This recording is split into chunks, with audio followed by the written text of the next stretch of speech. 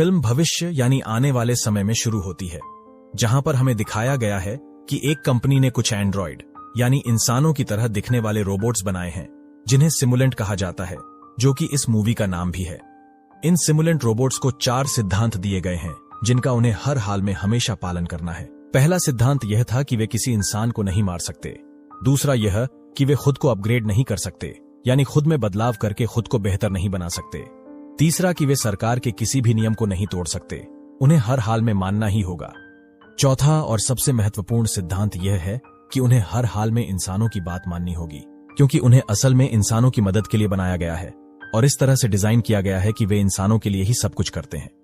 इसके बाद हम एक युगल को देखते हैं, जो दोनों पति पत्नी थे। पति का नाम इवान था।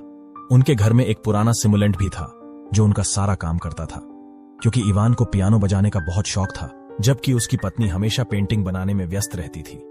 अब रोज इवान को एक सपना आता था, जिसमें ये तीनों कार से कहीं जा रहे हों। अचानक एक कार आई और उनकी कार को टक्कर मार दी। इससे उनका काफी बुरा एक्सीडेंट हो गया, जिसके बाद उनकी कार चट्टान पर जा गिरी और गड्ढे में गिरने से बाल बाल बच गई, जिससे उनकी जान तो बच गई। इवान हर दिन इस सपने के कारण डर के मारे उठ खड़ा होता था। वह सोचता है कि ऐसा तो कभी हुआ ही नहीं, फिर यह सपना मुझे बार बार क्यों सता रहा है।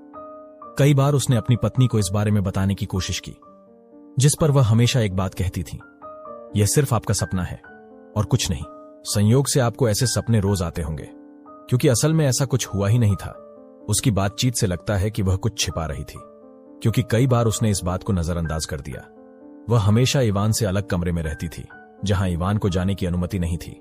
अब हम रोबोट कंपनी की पुलिस को देखते हैं, जिसका काम इन रोबोटों पर नजर रखना था कि ये ठीक से काम कर रहे हैं या नहीं। अगर कोई दिक्कत हो तो इन्हें तुरंत पकड़कर बंद कर दिया जाए। यहाँ एक जासूस को एक सिमुलेंट मिला, जिसका नाम एस्मे था। उसे खोजने के लिए काम पर रखा गया था, जो पिछले 3 साल से करीब थी, लेकिन अब अचानक उसके संकेत सक्रिय हो गए हैं, जिससे वह भाग गई और अब उसका कोई ठिकाना नहीं है। अब जासूस को पता चला कि एस्मे किराए के मकान में रह रहा है, तो वह जल्दी से उसे पकड़ने गया। वह उसके घर के बाहर खड़ा हो गया। जैसे ही एस्मे बाहर आई, उसने उसे पकड़ने के लिए उस पर बंदूक तान दी, लेकिन वह इतनी ताकतवर थी कि उसने सबसे पहले अपने सामने रखी बंदूक को हटाया, फिर जासूस को मुक्का मारा और नीचे गिरा दिया। फिर उसे फिर से उठाया और इस बार उसने उसे सीढ़ियों से नीचे फेंक दिया, जिसके बाद वह यहां से भागने लगी। अब यह काफी अजीब था, क्योंकि सिमुलेंट का एक सिद्धांत था इंसानों की हर बात मानना, लेकिन यहां वह इस सिद्धांत को नहीं मान रही थी, बल्कि यहां जासूस के पास एक खास तरह की मैग्नेटिक गन थी, जिससे वह एस्मे को खोजने जाता है। जैसे ही वह एक जगह पर आया और बंदूक से आसमान में गोली चलाई, सभी सिमुलेंट रोबोट अचानक जाम हो गए। जब जासूस आगे बढ़ा तो उसने एस्मे को इस रुकी हुई अवस्था में देखा, जो बस बाइक लेकर भागने ही वाली थी, लेकिन शूट से रुक गई। और अब जासूस उसके गले में कॉलर डिवाइस लगाकर उसे पकड़ लेता है। फिर उसने एस्मे को उसके कार्यालय में छोड़ दिया और जांच करने के लिए उसके घर वापस आ गया। अब वह जांच कर ही रहा था कि यहां एक लड़का आया, जो एक वैज्ञानिक और हैकर था। यहां उसने अपना नाम केसी बताया और कहने लगा कि मैं एस्मे का पड़ोसी हूं, वह और मैं अच्छे दोस्त हैं। तुम कौन हो और यहां क्या कर रहे हो? एस्मे कहां है? इस पर वह जवाब देते हैं, क्या आप जानते हैं कि जो लड़की लंबे समय से आपके साथ रह रही है, वह कोई सामान्य लड़की नहीं बल्कि एक रोबोट है। यह जानकर केसी काफी चौंक जाती है। उनके जाने के बाद जासूस एक डेयरी, एक मछली टैंक और एक किताब पाता है। यह देखकर जासूस काफी शॉक्ड हो जाता है। वह सोचने लगता है, क्योंकि आज तक किसी भी रोबोट को इस तरह डिजाइन नहीं किया गया है। उसमें इंसानों जैसी भावनाएं और इंसान हैं, और कौन अपने पास ऐसी चीजें रखता है जो मनुष्य रखते हैं। बाद में वह अपने कार्यालय में लौट आया, जहां एस्मे को मेज पर लिटा दिया गया था। अब उसके शरीर से रोबोटिक चिप निकाल दी गई है। उसके पूरे शरीर को स्कैन करने के बाद पता चलता है कि उसे सिमुलेंट बनाते समय उसके अंदर जो कोड डाला गया था, वह पूरी तरह से बदल दिया गया है। और अब उसके पास जो कोड है, जिसके कारण वह रोबोट नहीं रह गई है, लेकिन उसके अंदर इंसानों जैसी भावनाएं हैं।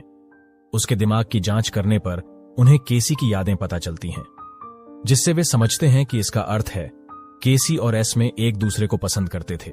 ये काफी चौंकाने वाला था, क्योंकि इंसानों जैसी भावना आज तक किसी इंसान में नहीं है। उन्हें यह पता लगाना है कि जिस इंसान ने एस्मे के सिस्टम को हैक किया था, यानी उसे नियंत्रित करने के बाद उसे पूरी तरह से बदल दिया है।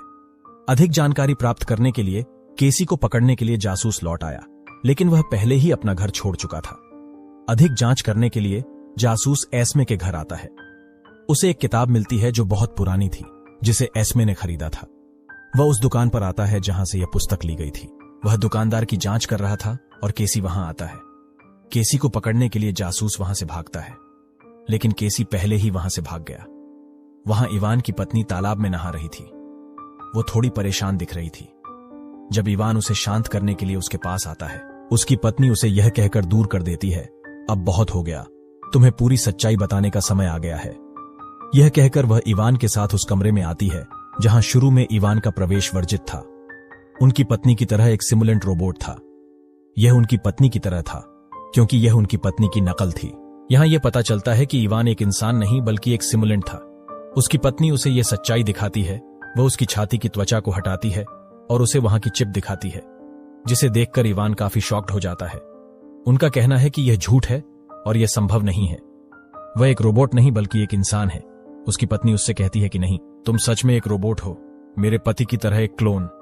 दरअसल दुर्घटना के जो सपने आपने देखे होंगे वे अक्सर सच होते थे, क्योंकि मेरा और मेरे पति का एक्सीडेंट हो गया था जिसमें उनकी सच में मौत हो गई थी। जिसके बाद मैंने कंपनी में जाकर अपने पति का क्लोन बना लिया। उस हादसे से पहले जब कंपनी ने इन सिमुलेंट्स को बनाना शुरू किया था, हम दोनों ने तय किया कि अगर हमारे बीच कोई मर गया तो हम शादी नहीं बल्कि एक दूसरे के क्लोन से करेंगे। इसलिए यहां मेरा क्लोन भी बनाया गया और तुम मेरे पति के क्लोन हो। मैंने हादसे की बात तुमसे छुपाई थी, इसलिए तुम इन बातों से दूर रहो। इस राज को दिल में रखकर मुझसे रहा न गया, इसलिए मैंने आपको पूरी हकीकत बताई। वह सहमत होने से इनकार करता है और कहता है कि नहीं, मैं सिर्फ तुमसे प्यार करता हूं, मैं सिर्फ तुम्हारे साथ रहना चाहता हूं, किसी के साथ नहीं, अपने क्लोन या किसी और के साथ नहीं। यह सुनकर उसकी पत्नी को अजीब लगता है। वह उसे सुलाने के बहाने उसका सिस्टम बंद कर देती है। थोड़ी देर बाद केसी यहां आता है, जो खुद को उस कंपनी का वर्कर बताता है। मेरा काम रोबोट की खराबियों की जांच करना और उन्हें ठीक करना है। इवान की पत्नी उसे बताती है कि उसके मन में इंसान जैसी भावनाएं हैं। उसे बार बार दुर्घटना के सपने आते हैं। वह मेरे पति की यादों को कैसे देख रहा है। वह इवान की जांच करता है और अपनी पत्नी को बताता है, क्योंकि आपके पति की यादें उसके दिमाग में डाल दी गई थीं। यही कारण है कि वह बार बार अपनी यादें देख सकता था। वह आपसे प्यार करने और आपके साथ रहने के लिए जोर दे रहा है, क्योंकि वह आपके पति की भावनाओं को महसूस कर रहा है। इवान की पत्नी का कहना है कि अब मुझे सिमुलेंट के साथ नहीं रहना है, तो आप उसे पूरी तरह से बंद करने के बाद उसे खत्म कर सकते हैं। लेकिन केसी का सुझाव है कि उसे बंद करने के बजाय और उसे एक विशिष्ट क्षेत्र में भेज दें जिसे मैं जानता हूं। यह कहकर वह उस इलाके का कार्ड दे देता है। उनका कहना है कि वहां और भी कई सिमुलेंट हैं, ताकि वह वहां जाकर आसानी से रह सके, तो वह नष्ट होने से बच जाएगा। यह सुनकर इवान की पत्नी भावुक हो जाती है। हालांकि वह एक सिमुलेंट है, लेकिन अपने पति का क्लोन भी है। उसके पास पति का सब कुछ है। वह उसे चुप नहीं कराने का फैसला करती है और उसे उस क्षेत्र में भेजने के लिए कुछ समय मांगती है। जासूस आता है और रोबोट कंपनी के मैनेजर से मिलता है। वह एस्मे के बारे में सब कुछ बताता है और केसी के बारे में जानकारी प्राप्त करने के लिए कहता है। वह अंत में बताता है कि केसी आपकी कंपनी में एक कर्मचारी है। केसी नाम का कोई कर्मचारी नहीं था, इसलिए मैनेजर को कुछ नहीं मिलता। जब जासूस उसे केसी द्वारा बनाए गए स्केच को दिखाता है, मैनेजर समझ जाता है और उसे बताना शुरू करता है कि वह केसी नहीं है, बल्कि हमारी कंपनी का सबसे बुद्धिमान व्यक्ति है। सबसे पहले उसने एंड्रॉयड रोबोट बनाना शुरू किया, लेकिन बहुत जल्द उसने यह काम और अपना काम छोड़ दिया, क्योंकि उसने सोचा कि अगर वे सिमुलेंट रोबोट हैं और उनमें भावनाएं नहीं हैं, लेकिन फिर भी उनका ध्यान रखने की आवश्यकता है। मनुष्य उन्हें केवल अपना सेवक ही देखता है। उन्हें अपने कुछ अधिकारों को भी प्राप्त करने की आवश्यकता है। इवान की पत्नी उसे उस स्थान पर ले आती है जहां अन्य सिमुलेंट रहते हैं। उसे एक कमरे में छोड़कर वह उसे बाएं कहकर चली गई। थोड़ी देर बाद केसी वहां आता है, जो इवान को बताना शुरू करता है कि मुझे पता है कि तुम एक सिमुलेंट हो और तुम्हारी पत्नी तुम्हें पूरी तरह से बंद कर देना चाहती थी। मैंने आपको सुझाव दिया कि आपको यहां लाया जाए, और यदि आप अपनी पत्नी से दोबारा मिलना चाहते हैं और चाहते हैं कि वह वापस आए, तो आपको मेरा समर्थन करना होगा और मेरे साथ खड़ा होना होगा। वहां जासूस को किसी भी कीमत पर केसी को ढूंढना था, इसलिए वह अपनी कार की लोकेशन हैक कर लेता है, यानी वह जगह जहां वह अभी है। क्योंकि उसका कोई खाता नहीं है, इसलिए वह अपना स्थान नहीं ढूंढ सकता। वह एस्मे को फिर से उसके होश में लाता है और केसी के बारे में उससे पूछने लगता है। वह उसे सुन रही थी, लेकिन सिर झुकाए खड़ी थी। उसने उसे नहीं बताया। इवान का क्लोन अभी भी खुद को सिमुलेंट नहीं मान रहा था। वह उस जगह पर आता है जहां असली इवान का एक्सीडेंट हुआ था। यहां आकर उसे एहसास होता है कि यही वह जगह है जहां अक्सर मैं अपने सपनों में आया करता था। तो वह समझता है कि मैं वास्तव में क्लोन हूं। वह सीधे केसी के पास जाता है। वह उससे कहने लगता है कि मैं तुम्हें एक इंसान की तरह बनाऊंगा। वह सहमत हो जाता है और केसी उसे संचालित करना शुरू कर देता है। वह अपनी छाती काटता है और वहां से मुख्य चिप निकालता है, जिससे वह इंसानों की तरह जिएगा। वह अपने दम पर जिएगा और कोई उसे तंग नहीं करेगा। केसी उसे अपने नए जीवन का जश्न मनाने के लिए एक क्लब में लाता है। जासूस केसी का स्थान ढूंढ रहा था, इसलिए वह इस क्लब का स्थान ढूंढता है। जब वह इवान को कैमरों में देखता है तो वह अपने मालिक यानी उसकी पत्नी से संपर्क करने की कोशिश करता है ताकि वह किसी तरह केसी तक पहुंच सके। क्लब में एस्मे का क्लोन, जो केसी द्वारा बनाया गया था, उसके पास आता है और नृत्य करना शुरू कर देता है। वे आपस में एक योजना के बारे में बात कर रहे थे। हम यहां सीख सकते हैं कि केसी दुनिया के सभी सिमुलेंट्स को मुक्त करना चाहता है, कंपनी द्वारा बनाए गए उन 4 नियमों से, तो वे भी शांति और स्वतंत्रता का जीवन जी सकते हैं और वे मानवीय शासन के अधीन नहीं रह सकते और उनका जीवन एक कैद खाने जैसा नहीं हो सकता। वे कंपनी के पार्किंग एरिया में गए, जहां उन्होंने कंपनी के सबसे बड़े वैज्ञानिक का अपहरण कर लिया। वे उससे कंपनी के मेन सिस्टम की आईडी और कंपनी का पासवर्ड ले लेते हैं और उसे हैक कर उसमें वायरस डाल देते हैं। ऐसे में रोबोट्स के लिए बनाए गए 4 नियमों को खत्म किया जा सकता है, लेकिन इस प्रणाली के उन्नयन के लिए 2 दिन आवश्यक थे। लेकिन जासूस ने उनकी लोकेशन ट्रेस कर ली है, जहां वह अपने साथियों के साथ आता है। वहां एक वैन थी जहां एस्मे का क्लोन रह रहा था।